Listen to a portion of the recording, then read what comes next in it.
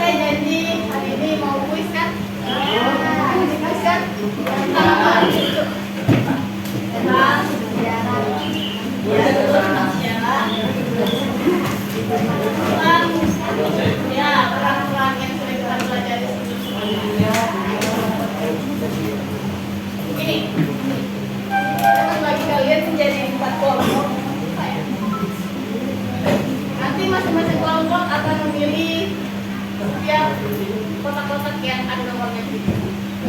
Di satu kotaknya itu ada soal, ada poin, ada jebakan juga. Jadi kalau orang yang beruntung, dia bisa aja dapat poin secara cuma-cuma. Kemudian di sini ada 4 kelompok. Kita bagi kelompoknya dulu. Dari Aldi silakan hitung 1 sampai 5.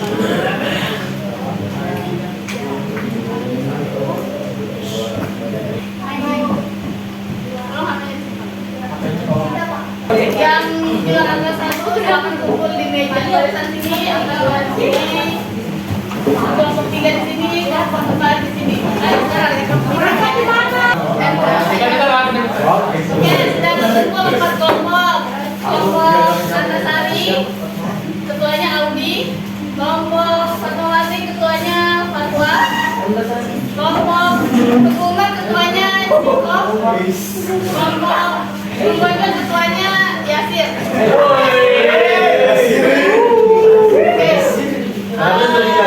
Saya bilang ketua itu diskusi, nanti jawaban itu saya dengar dari mulut ketua saja. Oke?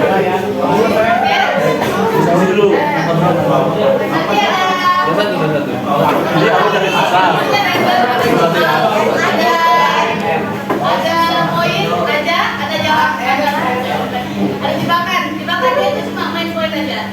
Oke? Kita mulai. Baca bismillah dulu. Oke,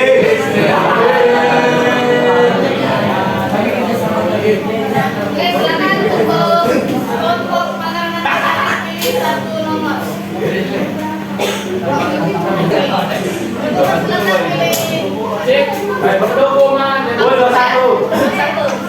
Silakan pilih.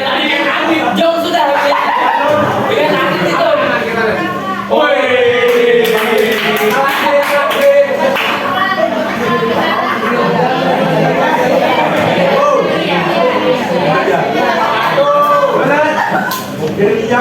Iya, lanjut jawabannya.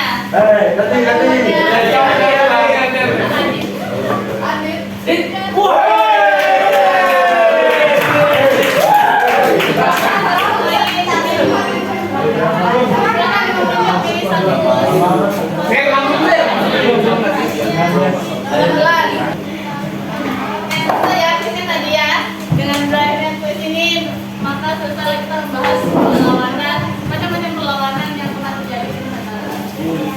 Kebanyakan kita pelajari perlawanan-perlawanan.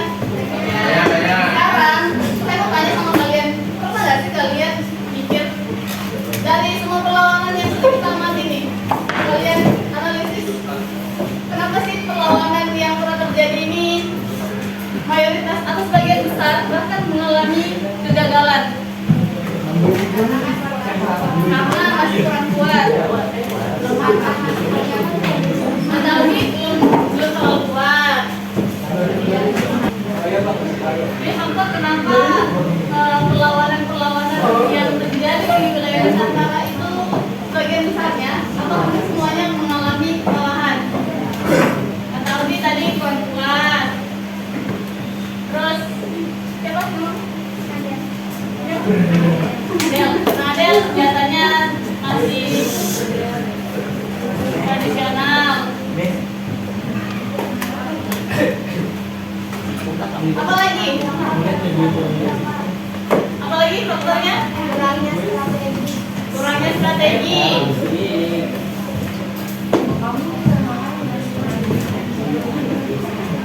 Apa lagi? Kalau kalian lihat perlawanannya itu terjadi secara bersama-sama atau sendiri-sendiri? Sendiri. Jadi perlawanan itu masih kurang kompak.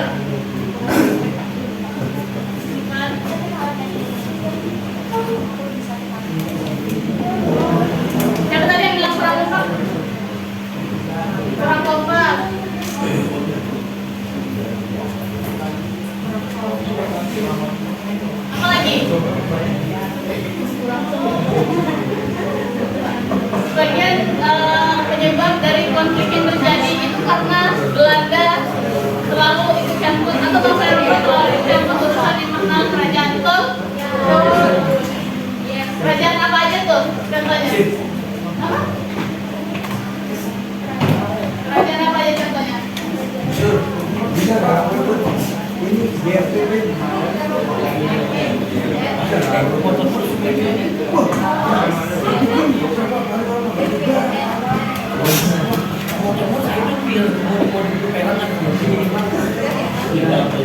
Contohnya seperti kerajaan Kesultanan Banten yang mana Sultan Agung Kertajaan,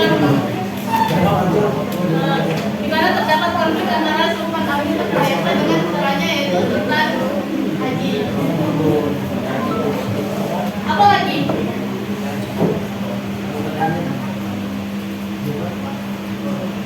Kalau kita lihat semua perlawanan itu dipimpin oleh satu tokoh yang setelah tokoh itu melakukan perlawanan, dia ditangkap lalu diasingkan. Betul? Betul. Kira-kira apa yang terjadi pada perlawanan tersebut setelah tokoh yang memimpin itu ditangkap? Apa? Kacau balau. Terus apa lagi? Perlawanan itu menjadi semakin melemah. Makanya penting sekali adanya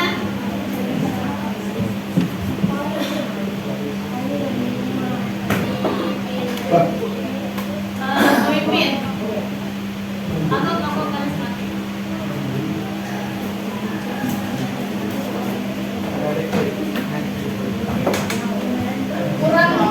Faktor pertama juga kita lihat di sini. Faktor utama tadi teman-teman katakan kurang kuat, senjata tradisional masih digunakan dan strategi kurang mumpuni.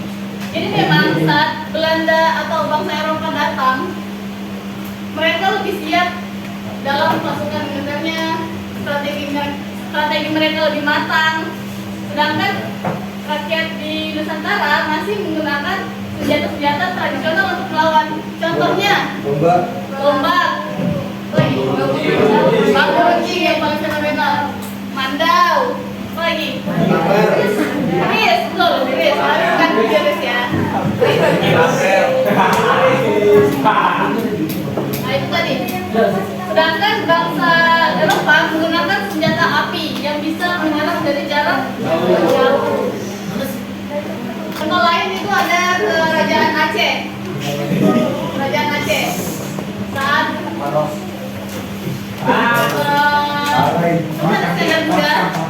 dalam perlawanan sama juga kerajaan Aceh itu salah satu kerajaan yang belum diduduki oleh Belanda. Makanya dia punya visi untuk menguasai seluruh pulau Aceh di mana?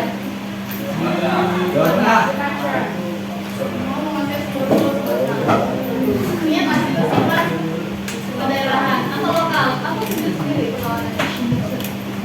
Kemudian strategi yang paling sering digunakan oleh Belanda, divide et impera atau pecah belah. Kemudian perlawanan juga dipimpin oleh tokoh-tokoh karismatik. Coba kalian sebutkan tokoh yang kalian tahu, pahlawan nasional yang kalian tahu. Kamu siapa namanya? Siapa namamu? Haikal. Sebutkan tiga tokoh pemimpin yang pernah memimpin perlawanan yang sudah kita bahas. Satu.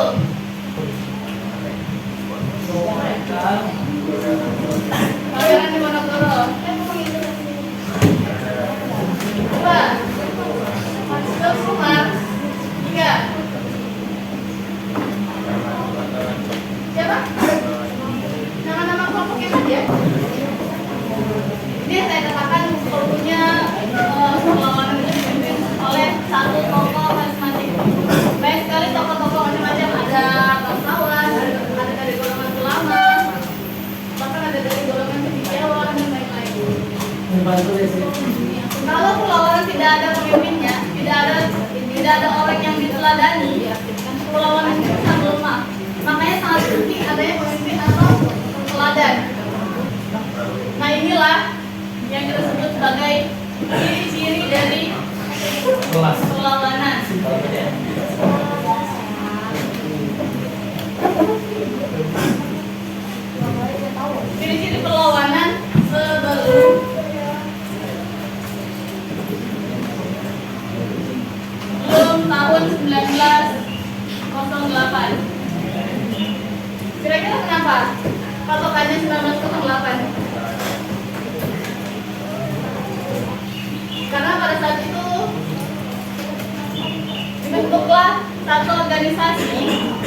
yang mewakili wilayah Nusantara secara keseluruhan namanya Budi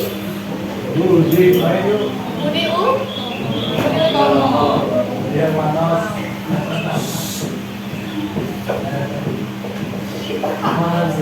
Dengan dibentuknya Budi Utomo, maka mulailah perlawanan yang dilakukan oleh rakyat Indonesia secara lebih modern. Mereka mulai melakukan diplomasi kepada Belanda, kepada bangsa Eropa. Ada yang mau tanya? Kalau gitu saya pilih satu orang untuk menyimpulkan pembelajaran kali ini.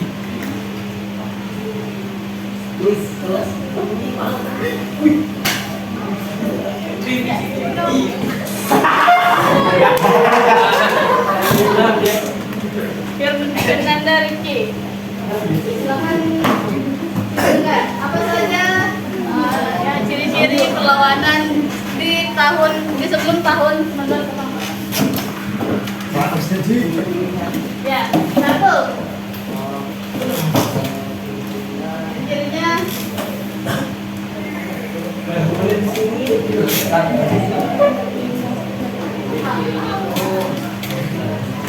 satu, kurang kuat. Menggunakan tradisional juga strategi dua sifat kedaerahan dan kurang kompak. Tiga ide daerah. yang dibalik apa? Itu ada tulisan negara.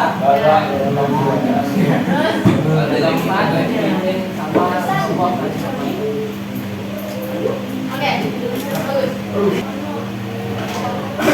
Ke depan kita akan membahas dampak dari penjajahan yang dilakukan bangsa Eropa di wilayah Nusantara.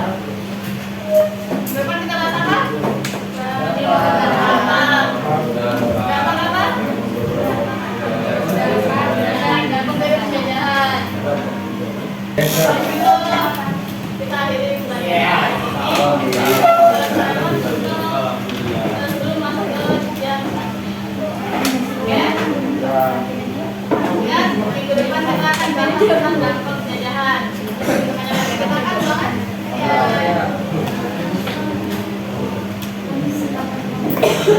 Kelas